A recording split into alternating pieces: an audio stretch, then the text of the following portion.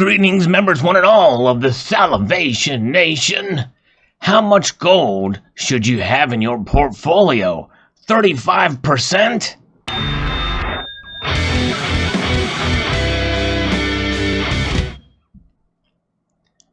That sounds crazy, does it not? You know, most analysts will say anywhere between a low of 5% and a high of 20%. But not many people are making the claim that this guy is. Right here, a new person being interviewed by Kitco News.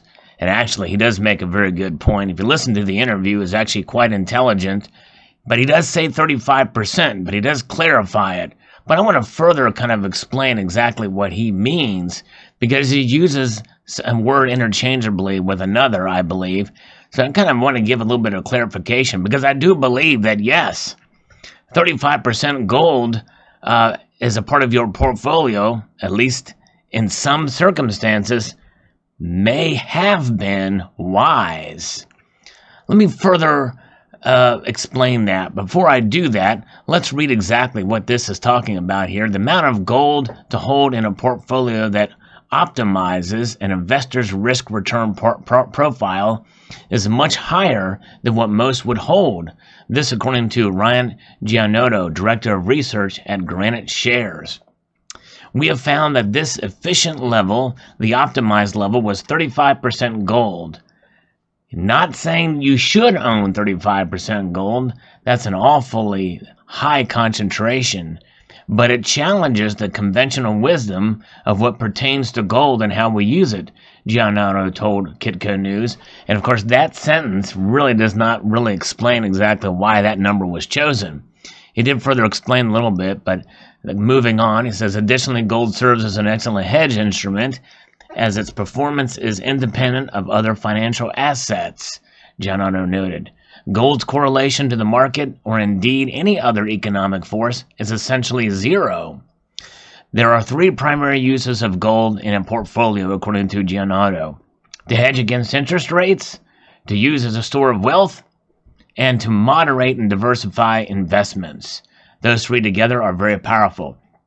And that's where it leads. His research that he had done, and again, I am impressed by his intelligence and his studies on a pure academic level. If you were to hold 35% gold, that for the performance of it had performed well as an investment portfolio, as part of an investment portfolio. But, as he says here, it is to moderate and diversify investments. So that is, if you are wanting to risk yourself with a bit of gold, you hold a higher percentage of it. And if you would have during the times that he studied it, well, then it would have performed well at a 35% holding share. And that's where gold is used outside of what most of us understand it to be, and that is the ultimate hedge. The ultimate hedge against economic instability. And I believe, me being risk averse, that's why I would hold gold for that very reason. You know, it is interesting because in this interview, he does express how gold really is, as mentioned down here. It is directly an opposite of other assets, especially the dollar. It is to hedge against other assets, other investments such as the dollar.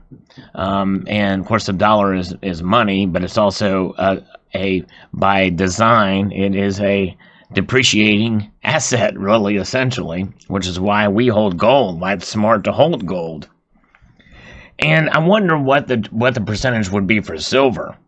My guess, much less. In fact, if we was to do those numbers, my guess of holding a silver would be considerably less than 5% probably, considering how it's performed and how the ratio to gold-silver has widened.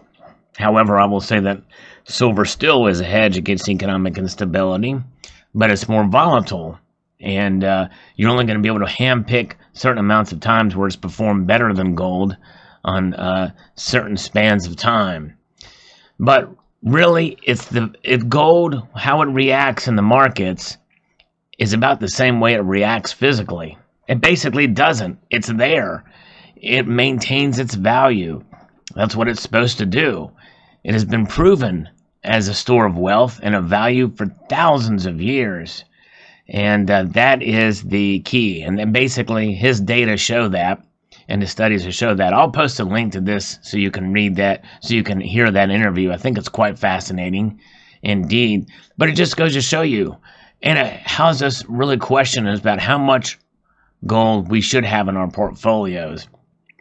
And for each person, it's going to be different by any, for sure.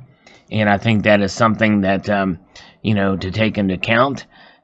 You get what you can and what you can afford. And every ounce, every tenth of an ounce of gold matters and helps for sure. And I'd say that if you're a silver stacker out there, I would encourage you to branch out into gold, the way to protect yourself and hedge yourself, even against the silver that has proven to be volatile and proven to also be seen more as that commodity, as an industrial metal out there. Yes, silver is money for sure, but it is a volatile metal, and it's wise, I think, to hold some gold to offset some of those losses, or to balance even some gains you may make in the silver. Have a little bit of gold there to kind of balance yourself out. So there you have it. Very interesting indeed. I thought this interview was fascinating. Post your thoughts below about what you think of the interview and about what you think of my theory about his explanation of the 35%. If you were to hold it as part of an investment portfolio, it would have performed well at 35%. But he's not saying you should hold 35%, because no one can predict what the future performance of gold is going to be. However, I will say that most analysts believe that within the next couple of years it's going to increase in price and, by definition, maintain its value. So there you have it. I'd like to extend a multitude of gratitude to you all for watching. Remember, I do post videos every single day. And I want to encourage you to please rate, share, comment, and subscribe.